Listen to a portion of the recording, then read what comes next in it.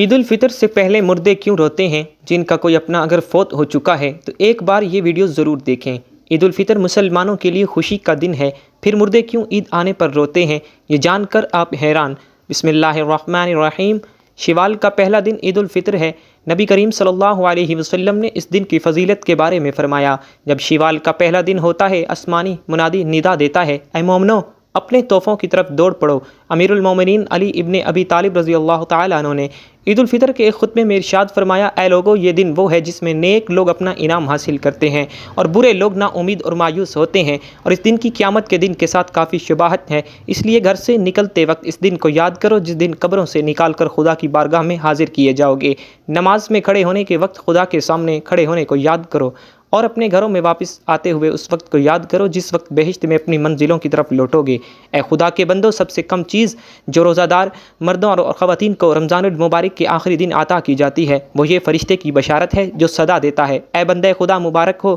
جان لے تمہارے پچھلے سارے گناہ معاف ہو گئے ہیں۔ اب اگلے دن کے بارے میں ہوشیار رہنا کہ کیسے گزارو گے۔ عید الفطر اپنے اعمال اور عبادات کا انعام حاصل کرنے کا دن ہے، اس لیے مستحب ہے کہ اس دن بہت زیادہ دعا کی جائے، خدا کی یاد میں رہا جائے، بے پرواہی نہ کی جائے اور دنیا اور آخرت کی نیکی طلب کی جائے۔ عید الفطر کے دن مسلمانوں کے لیے دو بڑی خوشیاں ہیں، ایک یہ کہ اس دن اللہ تعالیٰ صدقۃ الفطر قبول فرماتا ہے، یہ بہت بڑی سعادت ہے کہ اللہ ہمیں مال عطا فرما کر پھر اس میں سے کچھ اپنے نام پر قبول فرما لے اور اسے ہماری آخرت کے لیے محفوظ فرما دے۔ اس لیے عید کے دن پہلا کام صدقۃ الفطر ادا کرنا ہے۔ دل کی خوشی کے ساتھ خوب زیادہ سے زیادہ صدقۃ الفطر اپنی طرف سے اور اپنی نابالغ اولاد کی طرف سے ادا کریں اور اللہ تعالیٰ کا شکر ادا کریں کہ اس نے ہمیں اس کی توفیق عطا فرمائی۔ دوسری خوشی مسلمانوں کے اجتماع میں اللہ تعالیٰ کے حضور 2 رکعت نماز ادا کرنے کی ہے۔ رمضان المبارک میں محبوب کی خاطر بھوکے پیاسے رہنے والے عاشقین کو آج ایک خاص ملاقات پر بلایا گیا ہے۔ یہ خاص ملاقات ہے عید کی نماز، اس لیے صبح اٹھ کر خوب اچھی طرح نہا لیں، پاک صاف ہو جائیں، اپنے لباس میں سے جو اچھا ہو وہ زیب تن کریں،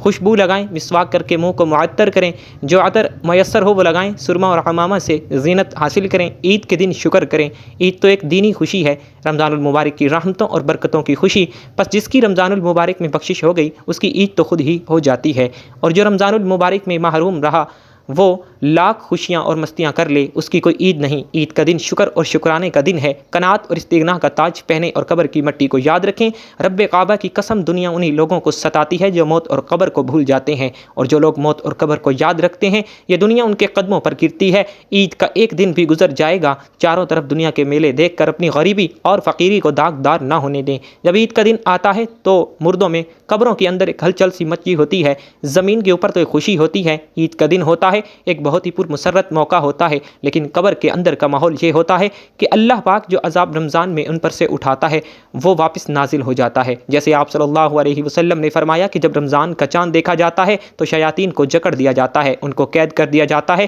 اور مردوں کے عذاب میں بھی اللہ رمضان میں تخفیف فرماتا ہے۔ لیکن جب یہ رمضان کا مہینہ جاتا ہے اور جیسے ہی عید کا چاند نظر آتا ہے تو پھر اللہ فرماتے ہیں کہ ان کو اس قید خانے سے نکال دیا جائے اور قید سے رہا کر دیا جائے، تو ان شیاطین کو آزاد کر دیا جاتا ہے۔ اور اسی کے ساتھ کچھ مردے ایسے ہوتے ہیں جن کے اوپر صرف رمضان بھر کے لیے عذاب میں تخفیف کی گئی تھی اور رمضان ہی میں ان کے اوپر سے عذاب کو ہٹایا گیا تھا، تو جیسے ہی رمضان مکمل ہوتا ہے، عید کا چاند دیکھا جاتا ہے تو ان کے اوپر عذاب کو پھر سے نافذ کر دیا جاتا ہے، یعنی کہ ان لوگوں کے عذاب میں جو تخفیف ہوئی ہوتی ہے یہ سب رمضان کی برکت سے ہوتا ہے، تو جیسے ہی رمضان ختم ہوتا ہے تو ان کے اوپر عذاب پھر سے نافذ ہو جاتا ہے، اور جو سرکش شیاطین ہوتے ہیں جو قید میں ہوتے ہیں ان کو بھی چھوڑ دیا جاتا ہے۔ تو اللہ تعالیٰ نے اپنے محبوب صلی اللہ علیہ وسلم کے ذریعے سے عالم برزخ کی تمام باتیں جو ہم نہیں جانتے تھے وہ ہم کو بتا دیا۔ اسی وجہ سے عید کے موقع پر جب ہم خوشی منا رہے ہوتے ہیں، جب ہمارے یہاں خوشی کا ایک ماحول ہو تو اس وقت ہمیں اپنے مردوں کو یاد رکھنا چاہیے اور ہمیں ان کے لیے اصالِ ثواب بھی کرنا چاہیے، اور ہمیں ان سے ایک نصیحت بھی بہت حاصل کرنی چاہیے۔ وہ نصیحت یہ ہے کہ ہم جب بھی خوش ہوں، ہماری خوشی کا موقع ہو، مسرت کا موقع ہو، تو ہمیں یہ سوچنا چاہیے کہ جو لوگ ہم سے جدا ہو گئے ہیں وہ لوگ بھی کبھی ہماری طرح دنیا میں رہتے تھے، ہماری طرح کھانے کھاتے تھے، ہماری طرح ایک اچھی زندگی بسر کیا کرتے تھے، لیکن موت نے اتنا بے بس کر دیا کہ آج وہ ہمارے ساتھ نہ ہی کسی خوشی میں شریک ہیں اور نہ ہی وہ آج ہمارے ساتھ ہیں، نہ ہی انہیں عید کی خوشی کوئی موقع حاصل ہے، بلکہ آج وہ اپنی اپنی قبروں کے اندر سو رہے ہیں۔ کچھ لوگ ایسے ہیں جو قبروں میں سو رہے ہیں، کچھ لوگ ایسے ہیں جو قبروں میں رو رہے ہیں، یعنی کہ ان کے اوپر خطرناک کارروائی ہو رہی ہے۔ تو اس لیے ہم لوگوں کو جب بھی کوئی خوشی کا موقع آئے تو اس خوشی میں منہمک ہو کے ایسے بے توجہی نہیں برتنا چاہیے کہ ہم اپنی موت کو بھول جائیں۔ ایسا ہونا تاکہ رمضان کے بعد جیسے عید آتی ہے تو لوگ گھومنے جاتے ہیں، پھرنا شروع کر دیتے ہیں، ایسا لگتا ہے جیسے شیطان کی بجائے انہیں آزادی مل گئی ہے اور وہ بس گھومتے پھرتے رہتے ہیں۔ تو اس موقع پر ہمیں سوچنا چاہیے کہ ہمیں کوئی ایسا کام نہیں کرنا ہے جس سے ہمارا اللہ ہم سے ناراض ہو، اور ہمیں موت کی ہر وقت یاد کرتے رہنا چاہیے، اور اس بات کو بھی مد نظر رکھنا چاہیے کہ رمضان تو ختم ہو گیا،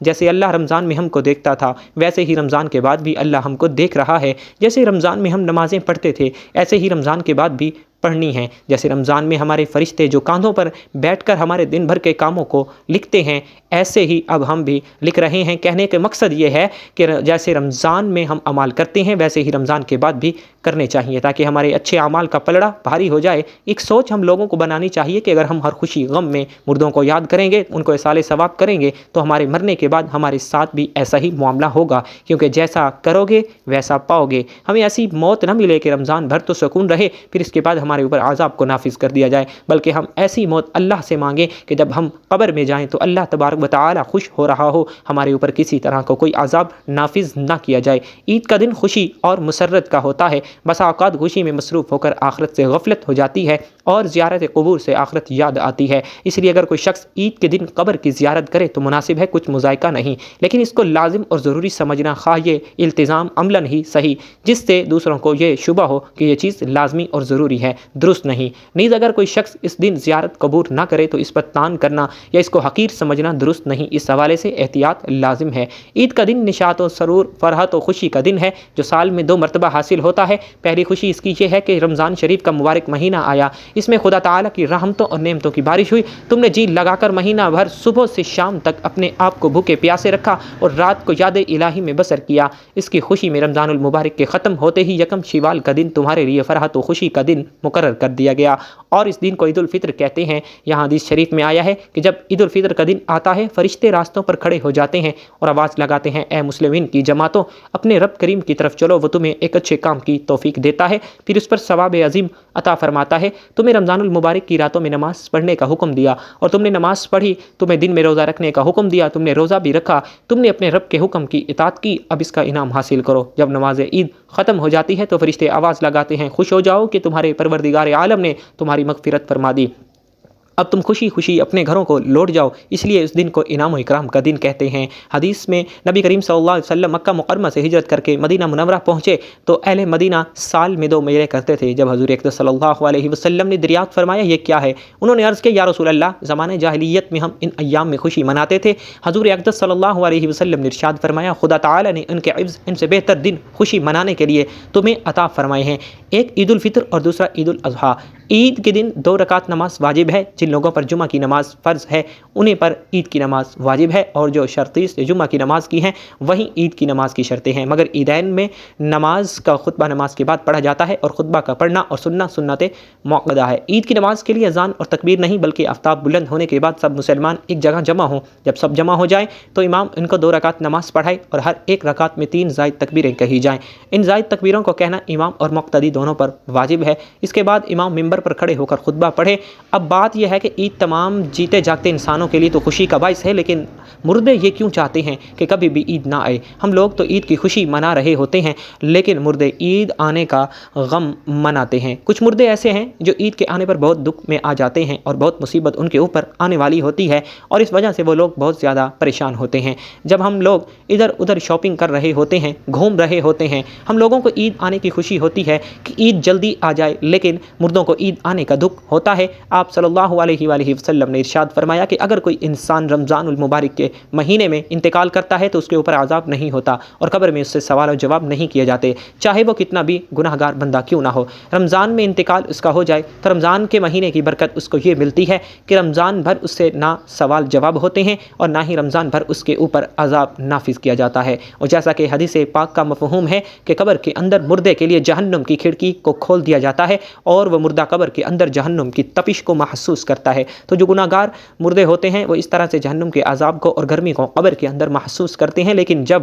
رمضان المبارک کا مہینہ آتا ہے تو آپ صلی اللہ علیہ وسلم نے ارشاد فرمایا کہ جب رمضان کا چاند دیکھا جاتا ہے تو جنت کے دروازوں کو کھول دیا جاتا ہے، جہنم کے دروازوں کو بند کر دیا جاتا ہے، قبر سے عذابات کو اٹھا لیا جاتا ہے اور اللہ تبارک و تعالی کی رحمتوں کا نزول ہوتا ہے۔ یہ ساری چیزیں ہوتی ہیں تو جو مردہ ہوتا ہے اس کو بڑی راحت ملتی ہے۔ رمضان کے آنے سے مردہ بڑا خوش ہوتا ہے کہ ہمارے اوپر سے عذاب اٹھا لیا گیا۔ جو قبر کے اندر ہمارے لیے جہنم کے دروازے کھلے ہوئے تھے وہ دروازے بند کر دیے گئے، تو وہ مردہ بڑی راحت کو محسوس کرتا ہے۔ اب سوال یہ پیدا ہوتا ہے کہ جن لوگوں کے اوپر سے اللہ تعالیٰ نے رمضان المبارک میں عذاب ہٹا لیا تو عید کے بعد ان کے اوپر عذاب نافذ ہوتا ہے یا نہیں؟ کچھ مردے تو ایسے ہوتے ہیں کہ جن کے اوپر عذاب نافذ نہیں ہوتا، لیکن بہت سارے مردے ایسے ہوتے ہیں جن کے اوپر عید کے دن ہی جیسے رمضان المبارک کا مہینہ ختم ہوتا ہے فوراً ہی اس طرح سے عذاب شروع ہو جاتا ہے جیسے پورا سال وہ لوگ قبر میں سزا اور عذاب بھگت رہے تھے۔ عذاب میں وہ لوگ پھر ملوث ہو جاتے ہیں، گرفتار ہو جاتے ہیں۔ بعض علماء کرام فرماتے ہیں کہ جب کوئی انسان رمضان المبارک کے مہینے میں انتقال کرتا ہے اور اسے قبر میں سوال جواب نہیں ہوتے، اور جب ایک مرتبہ اللہ تعالیٰ کسی اوپر سے عذاب کو اٹھا لے تو پھر دوبارہ ان پر عذاب نازل نہیں کرتا، بشرطے کہ اس کے لیے کوئی اصال ثواب کر رہا ہو یا مغفرت کی دعا کر رہا ہو۔ ہر مردے کو اس کے اعمال کے مطابق سزا دی جاتی ہے۔ جو نیک لوگ ہوتے ہیں ان کو اللہ تعالیٰ نے کافی کر دیا کہ ان کو 2، 4، 6 مہینے سزا ہوگی، بس اب ان کے اوپر سزا نافذ نہیں ہوگی۔ پھر رمضان کی برکت سے ان پر سے عذاب اٹھا لیا گیا، تو اب اگر اللہ نے چاہا تو ان پر پھر کبھی عذاب نہیں ہوگا۔ لیکن اگر کوئی بہت زیادہ گناہ گار ہے، مثلا کوئی ایسا بندہ ہے جس کا اسلام سے تعلق ہی نہیں ہے، جو اسلام کو جانتے ہوئے بھی اسلام کو مانتا نہیں تھا، کفر و شرک کا مرتکب ہو کر اگر اللہ نے چاہا تو اس پر رمضان کے بعد بھی عذاب جاری رہے گا، اور اگر اللہ نے اسے معاف کر دیا تو پھر اسے کبھی بھی عذاب نہیں ہوگا، رمضان کے بعد بھی نہیں، کیونکہ اللہ معاف کرنے والی ذات ہے، اس کی رحمت سے کبھی مایوس نہیں ہونا چاہیے، کیونکہ اللہ کی ذات بہت بڑی ہے۔ ناظرین، جب رمضان کا مہینہ ختم ہوتا ہے تو رمضان کی برکتیں بھی ختم ہو جاتی ہیں، شیطان کو قید سے رہا کر دیا جاتا ہے، مردوں پر سے رحم کا معاملہ ختم ہو جاتا ہے، جہنم کے دروازے جو بند تھے رمضان میں وہ رمضان کے جانے سے کھول دیے جاتے ہیں، جنت کے دروازوں کو اللہ تعالیٰ بند فرما دیتا ہے۔ ان سب باتوں کا مردوں کو علم ہوتا ہے کہ کب رمضان شروع ہو رہا ہے اور کب ختم۔ تو رمضان کے جانے سے اہل قبور یہ سوچتے ہیں کہ اب رمضان جا رہا ہے اور پھر عید جیسے ہی آئے گی اس کے بعد ہم پر عذاب کو پھر سے نافذ کر دیا جائے گا، جس کی وجہ سے وہ غمگین ہو جاتے ہیں اور روتے ہیں۔ رمضان بھر تو مرحومین کی عید ہوتی ہے کہ ان پر کوئی عذاب نہیں ہوتا۔ ہم لوگ رمضان کے آخری عشرے میں جب اپنی مغفرت کی دعائیں اللہ رب العالمین سے کرتے ہیں تو پھر ہمیں اپنے مرحومین کے لیے بھی زیادہ سے زیادہ اصال ثواب کرنا چاہیے، اور صرف اپنے ہی مرحومین کے لیے نہیں بلکہ تمام مومنین مومنات مسلمین اور مسلمات جملہ کہا کریں۔ جو بھی مسلمان اس دنیا سے رخصت ہو چکے ہیں اللہ تبارک و تعالیٰ ان تمام لوگوں کی مغفرت فرمائے، اللہ ان کو جنت الفردوس میں اعلیٰ سے اعلیٰ مقام عطا فرمائے، آمین۔ ناظرین، کمنٹ باکس میں اللہ اور اللہ کے رسول صلی اللہ علیہ وسلم کے 99 ناموں میں سے ایک نام کو ضرور ٹائپ کیجیے گا۔